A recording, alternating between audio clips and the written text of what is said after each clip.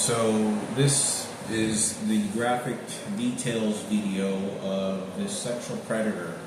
I don't think I ever talked about this. I talked about it very lightly because it was hard to either remember. And this is about my mother being held hostage with a knife.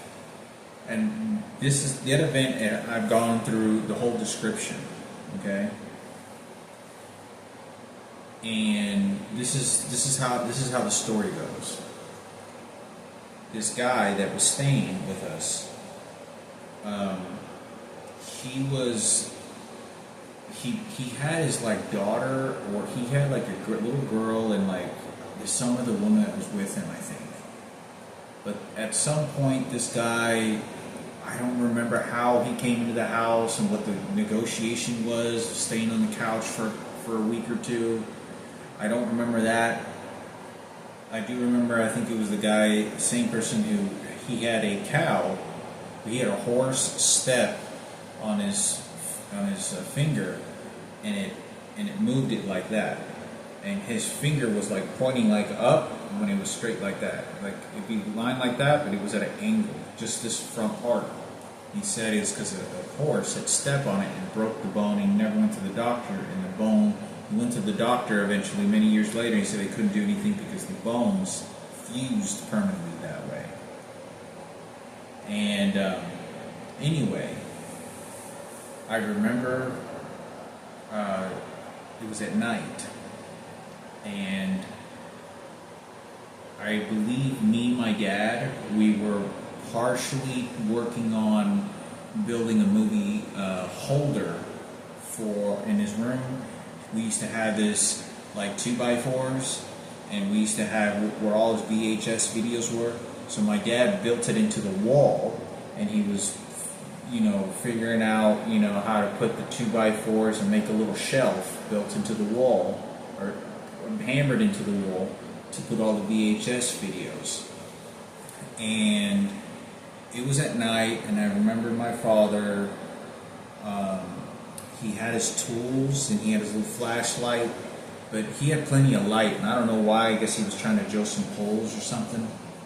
And this child molester guy that had raped Frankie, he was sitting on the very end of the couch, and I remember none of the lights were on in the living room. And I would go run over to him, and he didn't make me think that, he was an awful person. He was a monster. And so, by this time, I don't remember if there was already a comfort that had been built up because my mother and father had stayed with us. I don't know what it was. But at some point, this was before the hostage negotiation, before that, within a week before that. And this guy then just starts to go into this sort of sexual predator look, and he's sitting on the couch by himself. This guy could have killed my father and me. And he could have killed me, raped me, and took off. This guy was pretty big, tall, skinny, easy. And I remember him sitting on that couch, and I run over to his, and I'm like, "Oh yeah, what are you doing?" And I was just a kid, and he was sort of trying to sort of play this secret game, but he was trying to withdraw a little bit because he knew my dad was there, and my dad was in his room, with those, Coke bottle glasses, trying to figure out, the matrix of everything, like he always used to be. And he told me, and he said when he was a kid, he goes, when I was a kid, he put a marble into his nostril and got stuck. And I go, really? Yeah. And he said he's told me to do something, or he acted on something. I'm not sure how he sort of talked, but he was very lightly, and he was just very quiet. He would just kind of say something very quickly. And he goes, yeah. And I went and got a bolt, a deadbolt, or a screw, and I went and showed him this screw, like one of these, or look, and he goes, yeah, he goes, yeah, I put that up, and I don't know if this was his sort of, I think this is his sort of sexual way to start grooming me for a preparation that what was going to happen. But I remember him looking at me and then kind of going into this sort of sex, like he was in like sort of this sex thing, like this sort of crazy, I wouldn't say crazy, but like he was preparing that he wanted to get aroused to do something to me. I bring this screwdriver and I go like this and I go like this, and I put the screwdriver in the screwdriver because he had said that somehow he had told me to do this or some shit, to put a screwdriver, and I was just trying to smell it, and I smelled the little screw or the bolt, and I got stuck in my nose, and I go to my dad, and you can ask my mother this, and I go, yeah, I go, hey, I got a screwdriver in my nose, and I could breathe, and I was perfectly fine, and my dad goes like, and my dad's like kind of doing this, kind of, you know, looking at, you know, trying to bolt the, you know, put the 2x4s into the wall, so to build a VHS set of movies, and my dad goes like this. Oh shit! What did you do? And show me your nose. And he kind of looking. And he's kind of looking at my nose. He goes, oh shit! You gotta go to the hospital. You know, you gotta go to the hospital. So we go to the emergency room with my mother and me, and the guy pulls out he gets like tweezers and he pulls out the and it really wasn't, I mean, I could still sort of breathe through it, you know, but for some reason, I don't know why my parents didn't have tweezers. I think they did, and they just were really worried for me, I guess. And we went to the emergency room, and the doctor pulled out, and I remember the Mexican guy, doctor, and he pulled it out. He goes, here's a screwdriver. Yeah, try not to do that again, okay? And went home. And I remember that. We went to the emergency room, and I remember this guy was sitting on that couch the entire time, and we just left him there. I think we left him there because he had nowhere else to go, and he was just there. There's a picture of this guy. I want to say there's a VHS videotape. You can find this guy. We had him on Christmas. You know what? Yeah, he is in a VHS videotape that we have, and you'll find that guy in that videotape. And it's like on Christmas. This guy had no place to go on Christmas, and we invited him into our home with some of my other family members, because he didn't have a place to go to spend Christmas with, and it was okay for him to come spend Christmas with us. Now, obviously, this was at some point. I don't think this. I'm pretty sure that I'm almost positive that the rape and him taking off was after the Christmas.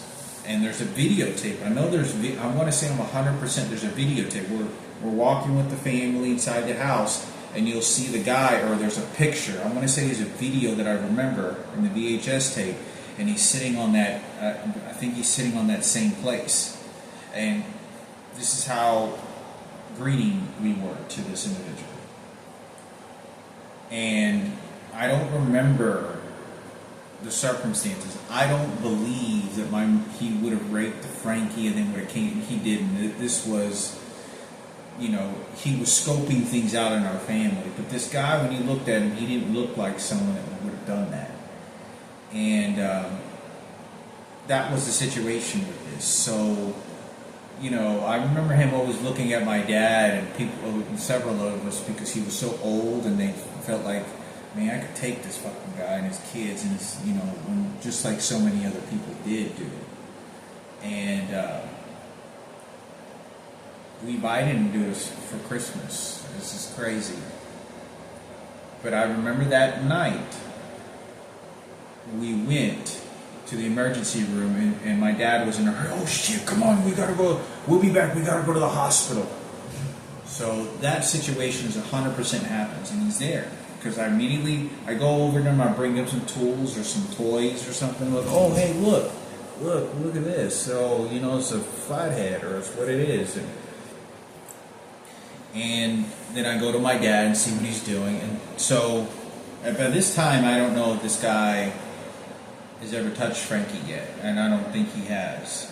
But 100%, I remember him starting to look at me, and he was just like, oh, like one of us, like, oh, and he was scoping to see what he was going to do to me. And I think it's important. I can't believe there's a Christmas video we have, VHS. I remember that. There's a video of that. If it isn't a video, then it's pictures. But I'm like 100%. I remember him. And there's a small motion clip, and that's that guy right there. And I've never shared that before. I just remembered that there's a video of him on Christmas, and we invited him, allowed him to come with one of our relatives. Because he didn't have a place to go to spend Christmas, so we welcomed him in our home, in our small little tiny home. And there's no telling what happened to Frankie, that he may have not said anything. I don't think he would have done, because I really don't. I don't recall. I know this guy looked like he was scoping out the situations. He looked like, when you looked at him, he looked like he was scoping out, how can I get away? How can I get these little boys? And it was kind of hard to detect, because he sort of played this fine, dandy kind of looking guy. But he was from Mexico. He was an immigrant. He was a guy that came. He was a guy that, like, when you went to the mountains and you were looking for a coyote that, like, was a bad one, was like killing and raping people, he would have been that guy. I mean, this guy looked like he was in the mountains of the deserts in Mexico and crossing the border, and dangerous, like, all the time. Like the guy that you would be scared of in that territory. He looked like that guy. And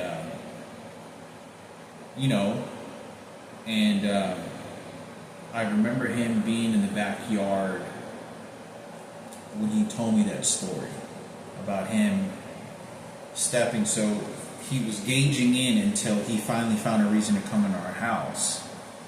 And I remember that. I can't believe it. We had that guy for Christmas. So there's a videotape of him. And if you would have shown this video to Frankie, yeah. So anyway, and everybody knows the details of what happened to that rape we talked about in my other video. But I've never shared that. I do recall before that rape had happened, I had put in a bolt or a screw of some kind, like a tool, in my nose on accident, because I was like trying to smell it. That's how it happened. Frankie, he was doing something and he was saying, yeah, go and do that. That's what that sexual molestation was going. I saw Frankie smelling the tools, and Frankie was very interested, like sort of being scientific, or something with the tools or whatever. And he was just kind of like, looking at it. He was just kind of, observing something, like he was, so I decided to sort of copy that and do that, and then I ended up smelling and putting the screwdriver in my nose. But I remember going to this guy. He said something like, he goes, yeah, I got a marble stuck in my nose before once, yeah. And he had said that same conversation when we went outside. I remember we were outside, and he said he answered, no, he goes, it's fine. He goes, yeah, I had a marble stuck up my nose once before. And I sort of remember him. We were like kind of in the middle of the backyard, kind of a little bit closer to the tree when he said that. And he kind of seemed to be kind of fuzzing out. and fuzzing in of like sort of going to his normal routine to then maybe being a sexual predator. And so yeah, I figured I'd talk about that because, you know, here on my birthday. But yeah, that's kind of what happened. And because we ran to the emergency room in front of him, we were like, we'll be right back. We got to go to the hospital. He has a screwdriver in his nose.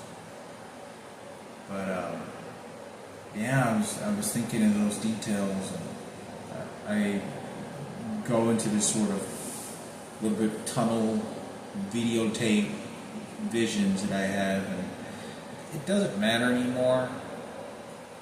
Other than storytelling, there's nothing to fix about it. It's just the close risk that we took and awful things that if Frankie, something happened to Frankie, which I believe did,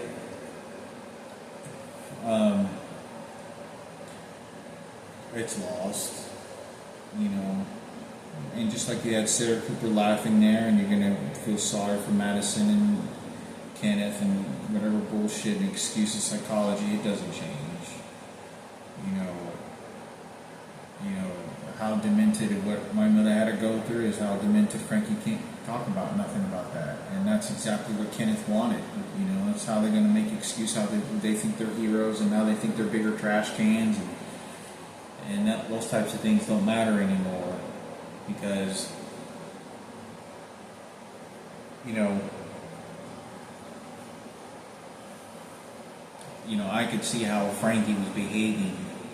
Like to this day, I wanted to talk about this in my other video, but I sort of skipped this phase of it because I don't know if it's electronic devices or I just didn't catch up to my thinking. But I don't know, like when we went to our Dia Licha's house, which is my dad's sister's, and I got poisoned, I collapsed on the floor. I didn't know that this lady poisoned me. And I didn't feel like for a moment I thought, and I looked and because this person was a relative, and they'd come over to our house, and I'd seen this person a number of times. So I didn't have a reason or why to think. I thought that I just happened to get something in this food, and my body couldn't handle it, and for some reason I just fucking feel like I got poisoned, and I start dry heaving and kind of convulsing. And but when we went to that house and Frankie ends up getting raped and molested, I don't know if this guy punched Frankie. I don't know if he grabbed him and punched him several times, because I talked about that when I was chasing this guy around the house and looking for Frankie. They somehow show up all of a sudden. He's squatting and he's changing. You know how like they have those little floaters in swimming pools and they put like charcoal or whatever, and he was trying to show Frankie how to do that, and I talked about that Frankie was like this. Oh yeah, and this guy was squatting down right over there, and I show up behind them because I'm through the sliding door, and I was kind of like being very nosy to figure out what's going on. When I looked at Frankie's face, when I got kind of close and I looked like at Frankie's eyes and face, his eyes were red and teary. They were like he had some crying of pain, like he had been through some pain or crying. And I don't know if that was because Frankie had been punched. I don't know if it's because he penetrated and maybe it hurt really bad this time, or he was scared. But I could look at Frankie and how he was doing this, and the guy was squatting down and he was kind of doing this, like, oh, he was, yeah, right there. And the conversation kind of looked kind of set up, and this guy was a clean-cut looking golf guy, and Frankie was like this, looking, and he goes, but when I walked and I looked at Frankie's eyes and face, his eyes were red, like he had been some sort of cry. But it was so weird because you got to understand, when we walk into this house, there's a moment where I'm in the backyard. There's a moment where I, walk somewhere else. Because I don't know how this, whether this guy punched him or had sex with him real quick, and then goes, "Hey, Frankie, where are you, Frankie? I'm looking." And then he shows up right there because he showed up right there quickly. And I don't know if he could have raped him in the garage very quickly, or just punched him and maybe fondled him, saying, did some crazy shit. But I remember very distinctly he had like his eyes were kind of reddish, like he had some tears and emotion, like he wasn't. And I remember looking at him like, so that's the thing, is that I don't know if this guy punched him. I don't know if he had done anything. By this age, Frankie's 13 to 14 years old for sure. And,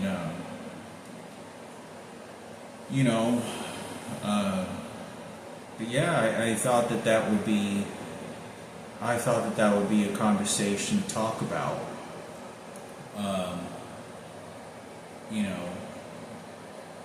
It's a horrible thing. It feels so unbelievably lost, because it's just like I'm waiting to go to a place where Frankie's just, in this wheelchair and can't be moved.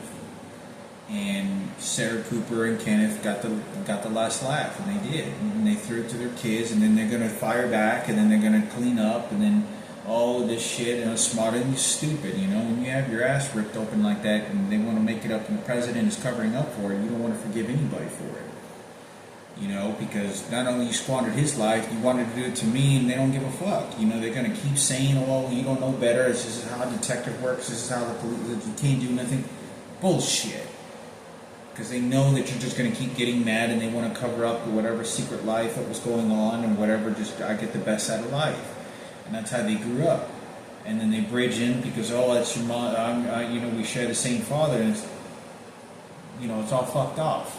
So it's very hard, because I, just waiting to walk into a room where Frankie can't function. But I know that if Frankie was healthy, which I do hope, it would be a very difficult conversation, that I know that he's going to just squander the situation.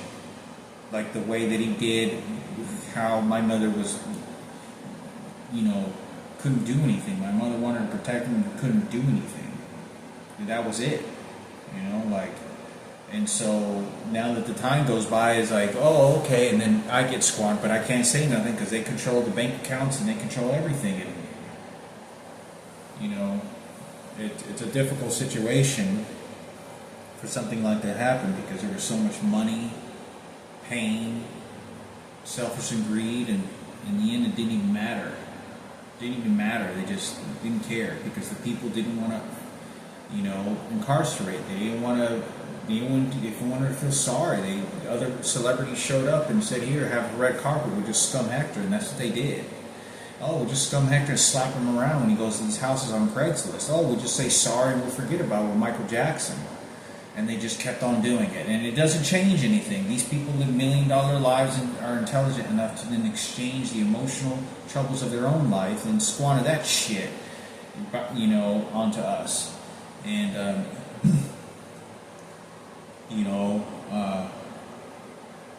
I feel like all over again, like I have to talk about these things for Frankie to say, don't let them take this away from you, and, fuck the president, the motherfucker doesn't give a fuck about your life, and, I do, and,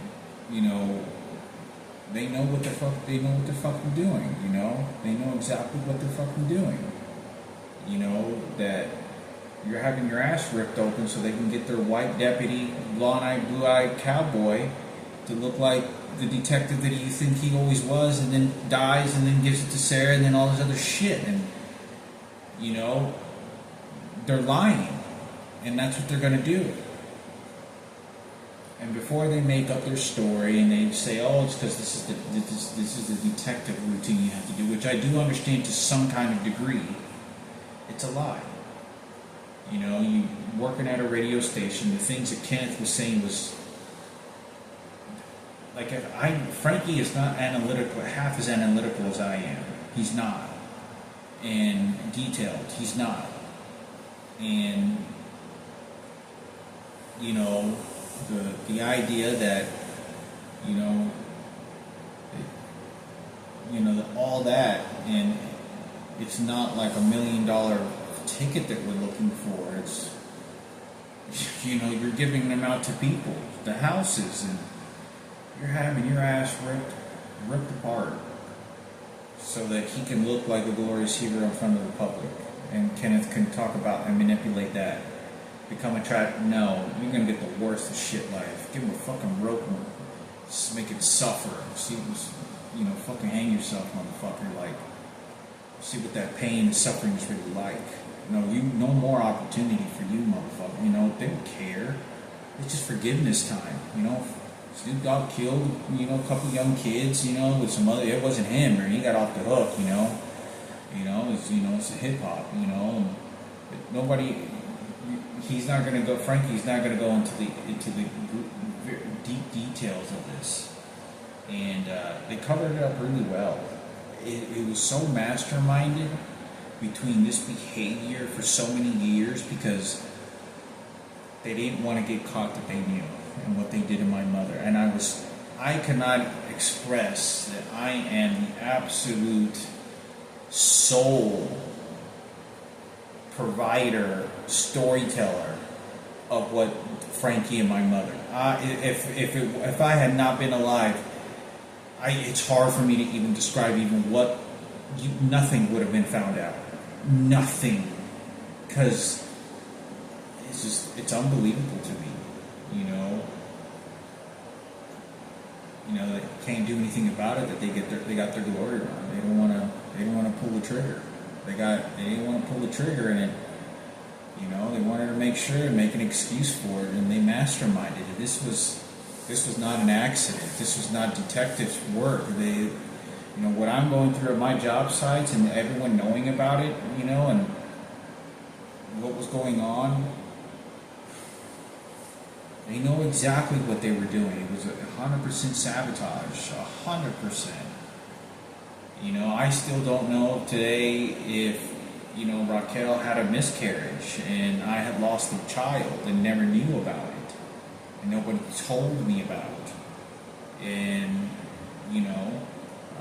if my mother did it, and there's so many other stories just to say that somebody else didn't tell me, and there could be a chance that something like that happened.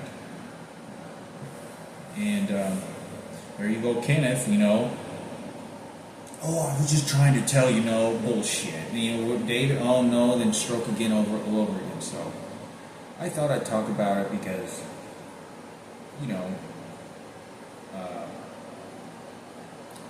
it is. I know that that's the road. That is the destiny.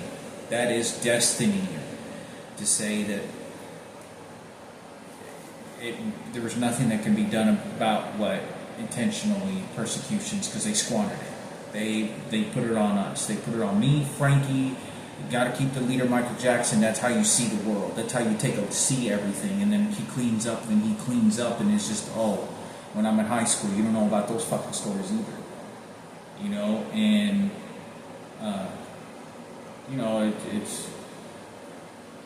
it's tough to understand that.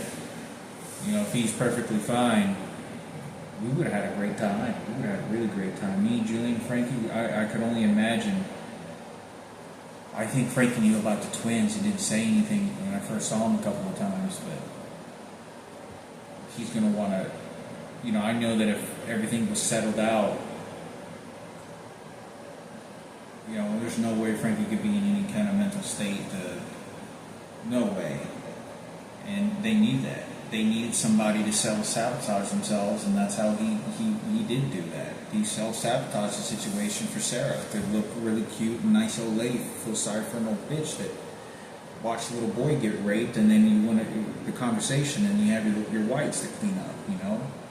That's very difficult to deal with because I saw these brutal rapes that were happening. I was the defender. I was walking home every day with Frankie from school. People don't understand how glued I was to Frankie as a kid. I was always monitoring him. I felt like I was always, and it wasn't something that bothered me. It was a natural thing for me to monitor, like my father, when I was a kid and when I was with Frankie, to keep things together and what was going on the best way I could. And for the things I couldn't do, then Frankie would try to, take a role in that.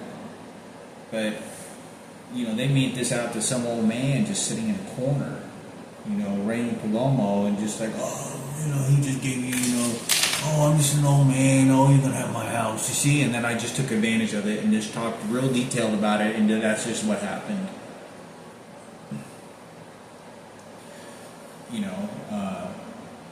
And I think it's important, of all the details and things that I talk about, where's it going? Where does it go? Am I throwing this in a leprechaun's golden pot, hoping to make more money off of it from someone? I think it's important for the characteristic of the individual and to these events that happened to you, and it wasn't good, and you weren't supposed to. And I still get visions of him whenever he was sitting on that chair and my dad died, and I was sitting in front of this mixer, and I kind of got choked up and started crying a little bit. I got choked up, and Julian's holding my mother in the living room, saying, "Let him talk. Stay away from him. Let them talk." And I look into Frankie, and I never in my life, like, he just started crying like a deep. Never seen him ever do that, and still to this day haven't. And it was a deep, like, and it was kind of like, I don't know if it's how to interpret this when I'm visually watching him now that I'm older, but if I were to take a look at it now to what it was, it's almost kind of like I did all this pain for something, and now this tragedy happens. Like, I move forward, and then this tragedy happens. And it was a deep, like, and he's my mom's twin or whatever. He lasted about, first started crying for 30 seconds, and then my mom was in the living room. Julian blocking her off and said, saying, just let him talk, leave him alone. And Frankie says, don't worry, Mom, it's fine, I'm okay, I'm fine. That's what he said, and we talked for a little bit longer, and I think it's important to talk about these situations because, it's perfectly fine. I think that, we would have had a great time. I think that these elements would have, been really great, me, Frankie, and Julian, because that's the way we grew up and understood life. And obviously there would be conflict a little bit, like, why didn't you tell me about the twins? Like, what's on? And he's trying to hold this all in because he's trying to hold his dignity, because he doesn't want everybody to know in the world. Now, Michael Jackson, he's had my ass ripped open. I thought I was still a person. Apparently I'm just George Bush's shithole and Barack Obama's cleanup shithole. That's exactly what that is.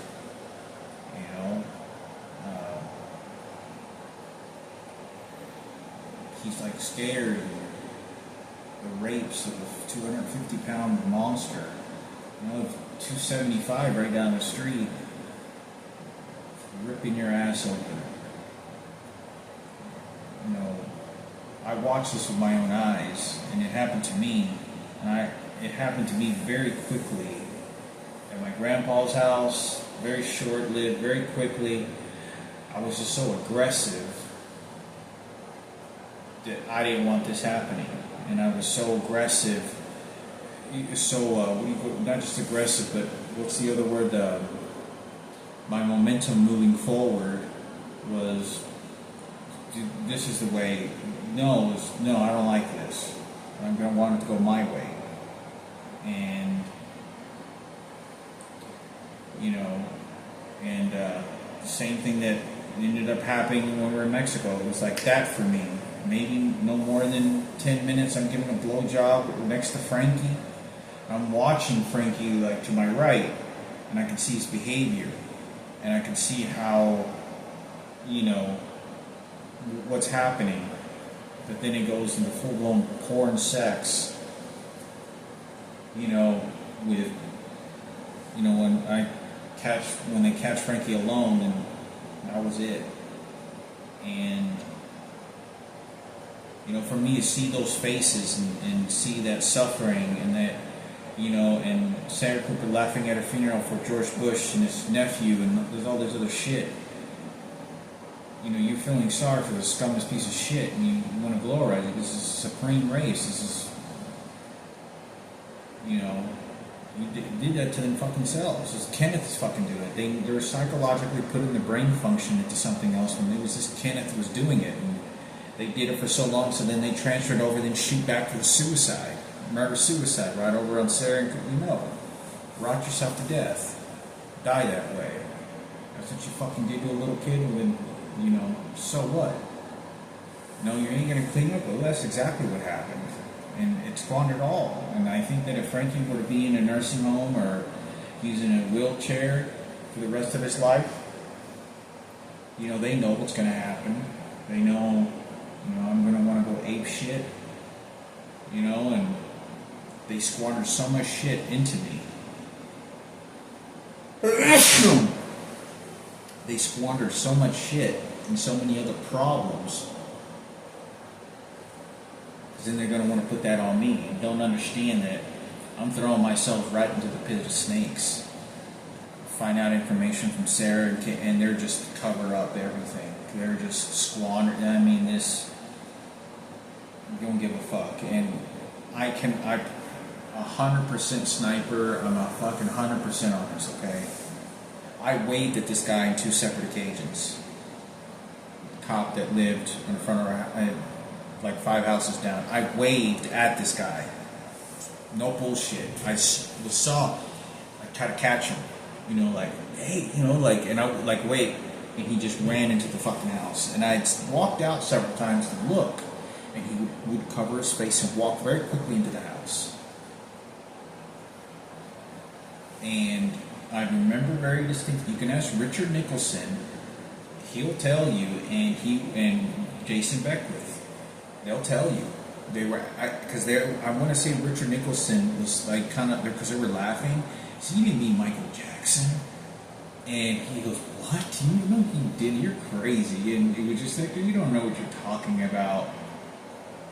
But this guy, Larry, they were asking about, you know, they were asking about this situation. They were asking, you know, because Jason is the one that told me, he goes, yeah, he was asking a lot of questions about you. And Richard Nicholson will tell you, he said he was asking a lot of questions about me. But it particularly wasn't to what you think it is. Oh, I'm just playing detective, and I just got it was for something else more. Because I remember this guy, he used to smoke cigarettes, and I remember him being on his BMX bike, and he looked over at this fire department guy who walked inside, and he looked and he signaled at me and he goes, and I want to say, I know this sounds crazy, wild, but he didn't walk into the house when I had that conversation directly, because nobody was outside. This guy just happened to open the door very quickly. And I don't know if there was recording devices outside or a camera, but he just happened to open the door and he looked at him like he was waiting for him, and he goes, you know. So I thought it was important to talk about because, you know, I don't feel, you get colon cancer and terminal cancer because you die from it now.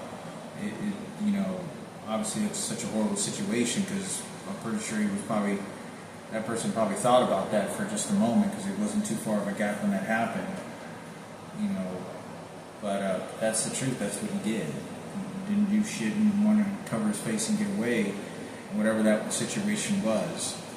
And you know, I remember waving at this guy, and this guy just ignored me.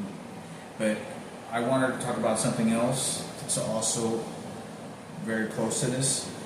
The twins that lived next door, 2 houses down. The 2 tall black twin girls, they used to walk from Good Elementary to the house. And my mother would watch these twins, and my mother, I remember, would be like, "Oh, look, it's twins. Oh, it's twins. Oh." And my mother, how she would express her emotions were, I'll kind of give an example of what she did.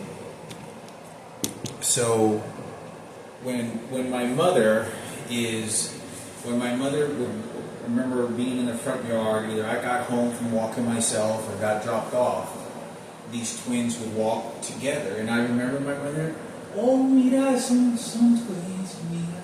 So she's like, oh, she's kind of doing this, kind of like, oh, like I want, and kind of this posture that kind of leans forward that says like, oh, I want, oh, just like me. And so she does this because I think that she's so attached that, because Julian doesn't have his twin with him. He's been thrown to a different city, across the other side of the city, and my mother is behaving this way. So why is my mother behaving this way if she just gave this child to this guy? Well, she did. She's being held hostage to it. That's what it is. That's what I think it is. But I remember this body language because I remember her crying 100% on this. I'm telling you, I still remember her, and I kept on asking her, and we had our window, and you could see them walk by, and I, on one of these days, and she just happened to just start crying, and I said, "Oh, hey, Mom," because I told my mom, I thought it was weird, because I didn't know what twins were, and I go, Mom said, "Oh, Mom, there's twins over there?" I go, "Yeah, they got twins over there. So they look exactly like each other."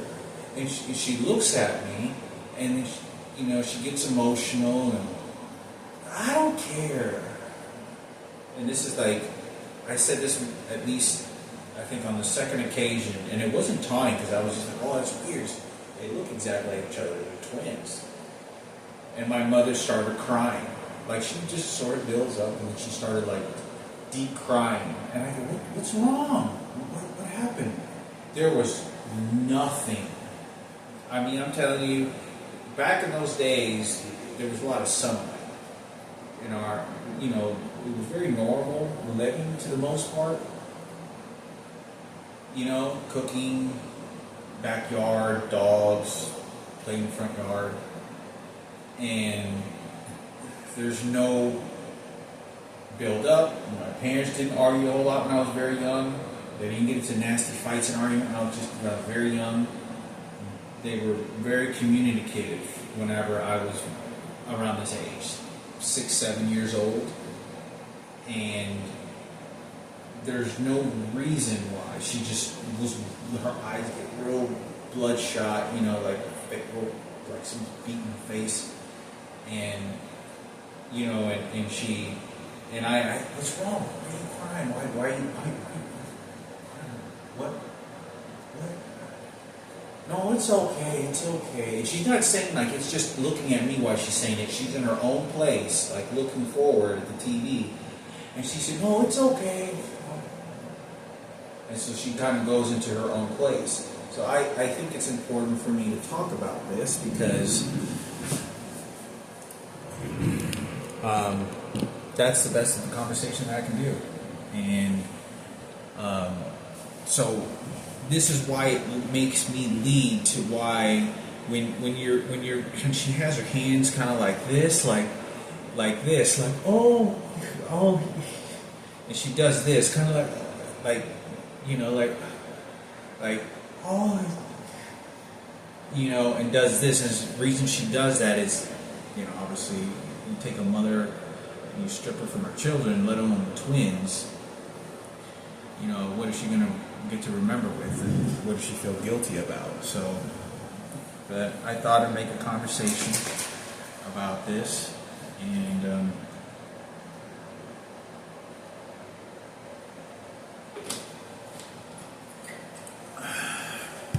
that's good. The black turkeys are good. Unique flavor. And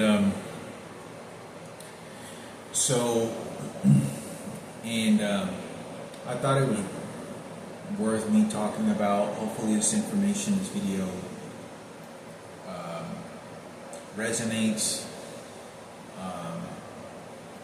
That's all I can do is just to talk about that. And it's like I said, it's my birthday, and I just didn't feel like going to a restaurant, getting agitated and pissed off. I didn't feel like I want to ruin the day. But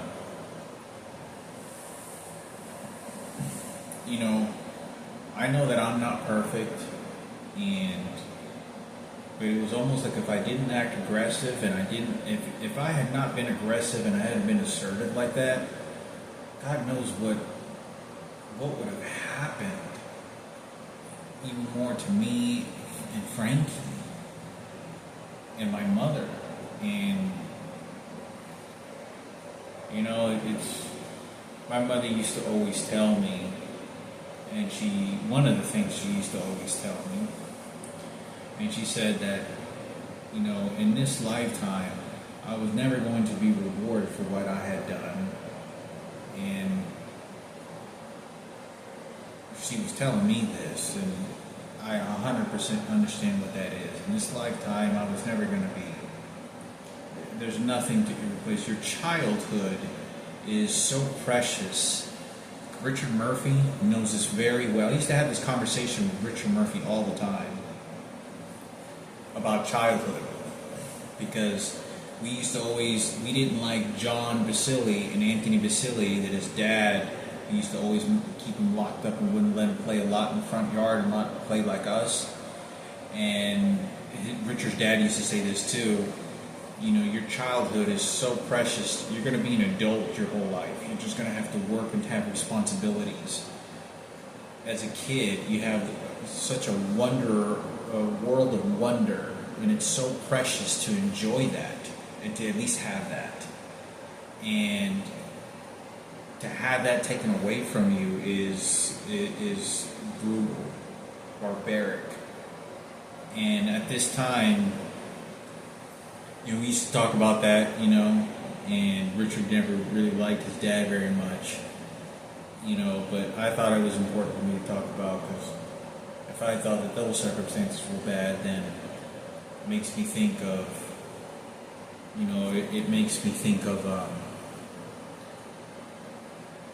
it really does make me think of, like, how much Frankie had his childhood taken away from him. How much, he has no friends, and this is 10 fully grown men. If you think that he can make a friend at school, then he can't, because you have the teachers that are homosexuals. They're just Michael Jackson. We got to protect the leader. I just feel emotions from Michael Jackson. I feel his pain. I got to keep the throne to myself, and then I feel some of Michael Jackson, because we know the leader. And that's what they're doing. Whatever this person took off in his family, whether it's just that they did what they did, you continue the legacy. But it doesn't change what these other people then do. And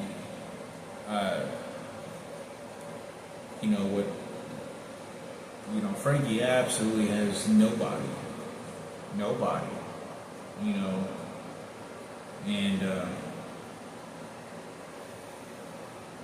Frankie liked being responsible in that sense, and he used to pick me up at the movie theater, his pickup truck, and I'd just jump in the back seat, back in the truck with Robert. I get stranded somewhere. I would always felt great knowing that somebody could call. And Robert always did. He's like, oh, yeah, we got your brother. Call your brother, pick us up. Call your brother, see what's going on with your brother. See him pick us up, And I never wanted to call my brother for anything. I never wanted to ask him to go do shit. It wasn't until one day I was like 14, 13 years old, and I was nervous to even ask him, because I just didn't want to bother him, and get him out of his way to do something. But he was more than willing to go, really? Oh, okay, all right, yeah, bro, I'll come by and pick you up and drop you off. And more willing, and it felt great too, because I thought, well, at least it gets him a chance to get out of the house and do something, and kind of do something else and have a purpose more than just in his room doing his own thing. But I think it's important to talk about, because my mother would like to know. And, you know, I know I know the destiny of what this tragedy is. You know, I know what's going to happen, and I don't like it, but I know that's what's going to happen. It doesn't feel good. It doesn't feel good, and I don't want to accept it. You know, and whether Frankie's in a good position or not, and you know, it was caviar for them, and it was just ass rapings for Frankie. And you know, my mother, what she has to do is not her fault. It's not because I feel guilty for her, because she's just my mother. She doesn't have an education, and what's happening, she's doing what she can, and she knows that Frankie is. And I remember if there have been a couple of times where if I even came close to even saying that maybe Frankie was raped or something, which I didn't even know exactly that it happened. How do you go with 10 rapes and not bring this shit up? Well, I was 5 years old when it happened. I heard noises. I saw the red eyes that leech us. I didn't see Frankie on his knees or bent over in person, but I know that's what it was. I didn't know what those noises.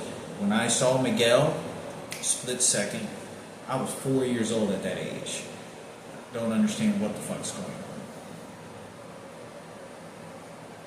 I think that this guy who has a flat top, and this is one of the reasons I got a flat top. This is one of the reasons I got a flat top, because I've seen this and I've seen army people have a flat top, and so I decided to get me a flat top too. This guy's, Miguel, was really bulking big. But I thought it was important for me to talk about because,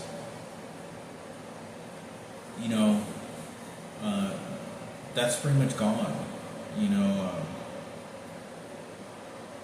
it doesn't ever feel better knowing that it gets squandered like that. You know that people are just having this isn't a free ticket to say, just take all the money and you look cool.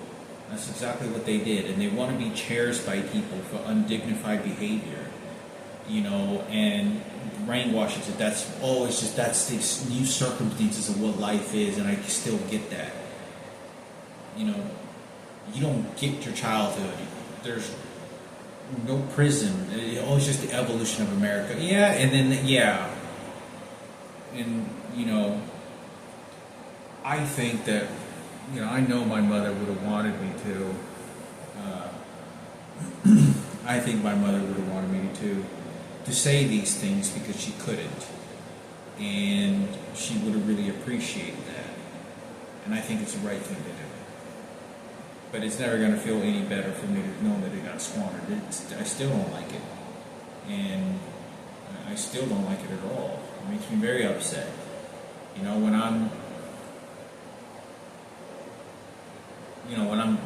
it was just like my mom's grooming me to just keep moving forward. But, you know, it's tough, you know. You know, it's just difficult because it falls on me like I was trying to hide it and I was trying to cover this situation up to say, oh, you know, I was just wanting to get money or I just wanted to squander off everything, and that's not the case. I don't know how more of authentic test or anything I could do that's not what I was trying to do. That's not what I was doing. I don't know how to explain, like, these other family members, Robert Palomo, Michael Palomo, Nan and Joe, these motherfuckers they think I fucking know, and I'm just mauling Frankie apart all over again. And it's like, we're like brothers getting into an argument like brothers. But I don't know that this has happened to him. And, you know, why are you going with Mickey over there? Oh, that's right. What happened? Nobody is saying anything. I don't understand. You know? We go, I was in Houston, and I didn't actually see Frankie bent over, and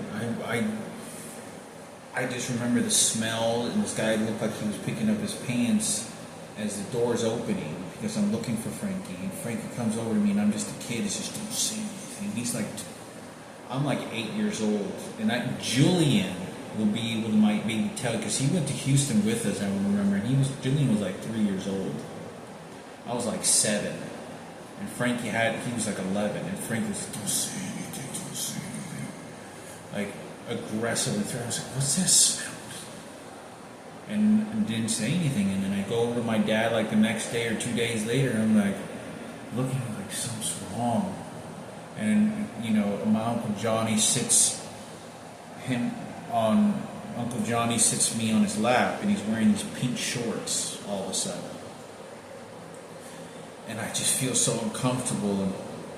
And I remember these pink shorts and this guy wearing these pink shorts, and he's a guy, he's an old man, in like swimming shorts kind of. And then I look like this, and then I look at my dad like, help me, like, I don't like this.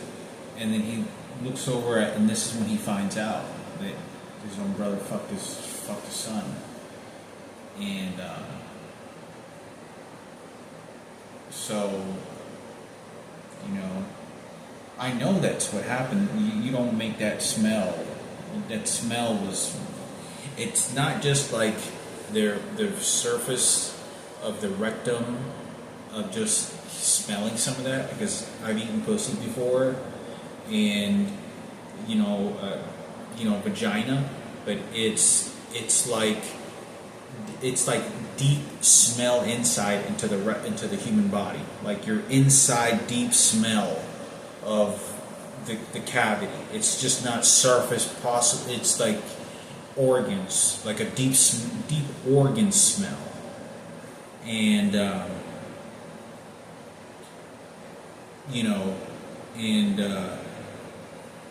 but it was so vague. I'm 7 years old, and I just like, it was quick. I walked through the door, and it was something like a laundry bag or like a laundry basket. He sets it set in. I don't know. He comes over to me, and he's just like, they're trying to just destroy what maybe I sort of got a quick glimpse or didn't see a glimpse, and I just opened the door because I couldn't see. There was just a quick mover to cover it up, and walks, and then I don't know what he says. Oh, look right there, and he's sort of just tricking me, and I'm 7 years old, and then he goes, yeah, you want some? You want all that? And, sort of does this training thing to the child, and I just know something's just weird, something's not right. And one of the other reasons I want to talk about is that I remember watching cable TV, and this guy had cable TV, and he had a pool table in his living room, and he had Pac-Man. He had an actual Pac-Man arcade video game. The actual Pac-Man arcade game, the full-size one, in his house, like a full game room. And his garage was built into a room. It was real spacious, and I remember, I don't know if I should, yeah, I drew pictures of this a long time ago. And I was sitting next to Frankie, and I used to watch, there was like some horror movies or some kind of stuff that was going on, because he had cable TV. I never got to have cable in our house, but maybe for like 6 months when I was just a little kid. I think another time for like 2-3 months when I was like 14. But we never had cable in our house but for like 6 months at most, and I was like 5 years old. I was like 4 years old, 3 years old. So I never understood all the great channels, HBO, and this guy had all this HBO, Showtime stuff. And they had all these great movies, and I was like, man, you get to watch. And I was sitting next to Frankie, and I sort of remember, he was like this, kind of, and I could smell the same powerful rectum cavity. And I don't know if this guy had been raping, and I said, what is that smell? What the hell is that smell? And I want to say that I went over and got my mother. I told my mother. I said, what is that smell? Like, and it wasn't like making fun of him. It was like I can't breathe. The smell is horrific. I mean, it's a potent. it's very potent. It's a very potent smell. You can't breathe comfortably, and I was like trying to tolerate it, but I was like, what the heck? And so I don't know if I think that in order for something like that to happen, he had to have raped him and was already smelling that. And it wasn't until I opened that door, because I remember we were there for 2 weeks, and for like the last week that we're there, we started going into the garage, which was like the garage was like a broken down wall, and you walked into the garage, but it was all fixed up. It was all carpet, and it was part of the house, had the air conditioning attached to the house. It was like made into a room. And he had a TV and a pretty luxury couch, and they seemed to be, they had a lot of money. They seemed to have been very well off, especially during that time. Back in the late 80s, 89, back in the early 90s, to have an arcade and pool table and cable TV, you were well off. And you know what he did? I don't know if I've ever shared this on a video. You know what he gave? He came. What was it? I don't know if he came. He came to our house, and I think, he showed up. That was before. That was before we went to his house, and he gave us a rope we had in our backyard. Julian will tell you this. Julian will remember this. He will remember this. I don't know why he could have done this. I don't think when he came to our house, he didn't rape Frankie. Never saw any of that. I don't know what other hidden situations, because some of these people raped Frankie multiple times, a lot of times. There had to have been times that I didn't see. And with the people that I already caught, I just didn't catch the particular day that I was there. But he came to our house, or I don't know if he gave us a rope, but he gave us a rope. And I want to say I think he brought it to our house. And I'm trying to figure out the time he went to our house and the time we went to his house. And I don't know if it was we went to his house because my dad wouldn't have let him come to the house. I don't think he would have. But he came to our house, I don't think he ordered and delivered it, but this is how we had a rope.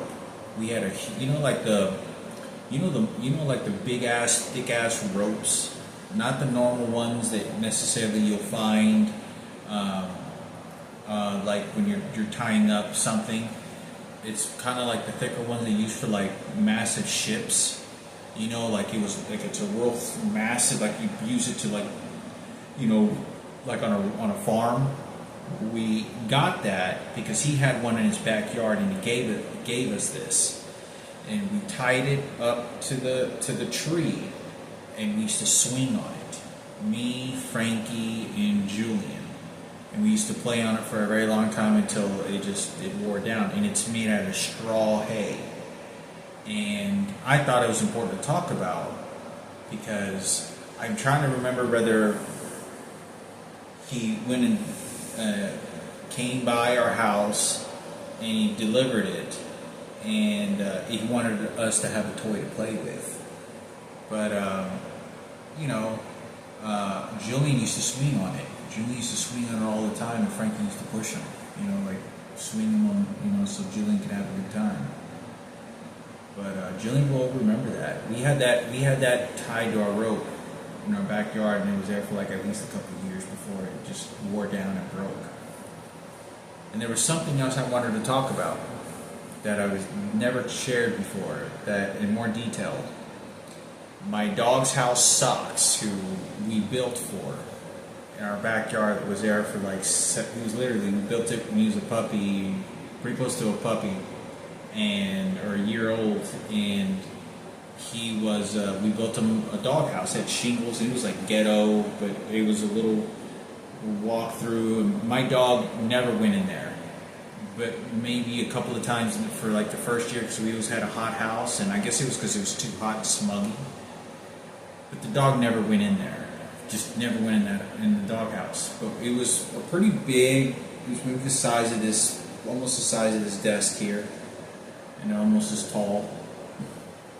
And my uncle, I'm going to say my uncle Chito, is the one that helped me make it or made it. Not Chico, but Chito, my mom's brother. And in the back, our backyard was really big. He drew and painted, this is what I wanted to say, he painted a face of a guy with a hair that was split down the middle like that. And it kind of looked like a monkey, a little bit, monkeyish. And I'm not kidding you, this face was like a billboard to our house in the back. Our backyard, if you were to go walk down the alley, all the houses are extremely visible. All the backyard, because there's not wooden, none of the houses have wooden fence, but like on one side, and it's like a portion only on one side. But for the most part, there's like 7 houses of them. They're all metal fences, so that you can see what everybody's doing, has in their backyard, dogs, all that stuff. And there isn't many bushes or anything. You could walk 5 houses down, walking down the alley, and you could see our doghouse. And in this doghouse, in the back, there was a painted picture, and I remember there was a painted picture of a kid. And I asked Mike Chito, I said, and he's the one that tried painting, it was ghetto as heck, and he said, he goes, who's this? He goes, that's you, I painted a picture of you. And he was kind of laughing like, giggling, no you didn't, that's fucked up, it didn't look like me. And it looked kind of like a little bit of a monkeyish, it kind of looked monkeyish. Frankie and Julian will be able to tell you that. My mother will be, Joni can tell you probably about this. Lupe could probably tell, all the neighbors could tell you, and there was a picture of my face on that billboard. I swear to you, and that's what my Uncle Chito told me. He's the one that painted the face, and it was a picture of me at the back of Sox's house, and the doghouse. The doghouse was at the very top of the hill, or toward the closer to the house, so that all the neighbors and everyone could see the face of a child, which was me. But they didn't probably know it was me, but it was a face of a kid. It looked like a face of a kid. And how does that play a role of, oh, Miguel, and all these neighbors know about this kid, like, because that's the doghouse. Everyone, there's hundreds of people. Daniel Box could tell you this, because he remembers seeing this. Who else? Everyone that was in our backyard, Kevin Sullivan, played football in our backyard at least once or twice. Travis, I'm sure there was other kids, but, there was a picture of my face that was painted so everyone can see in that doghouse, in the back of the doghouse that we had for 17 years. I've never shared that before, but yeah, that was great. That was a detail I really wanted to share, because how does that play as a psychological observation for people to know when they know about Frankie and they know about Miguel? There's a flat out picture of my face on that doghouse. It's just right there. The picture of the face that he drew, literally he has to do this. Like it was a plywood about like this big, like from the ground to about this tall to about this wide. I'd say it was probably about as tall as this from right to left, and just a little bit shorter, or about as tall. So it was pretty close to this entire size. Imagine painting a face of a child, 2 eyes, a mouth, some ears, and my uncle told me it was me, and then set it in the backyard so everybody can see. So you can ask all them, they'll remember seeing it.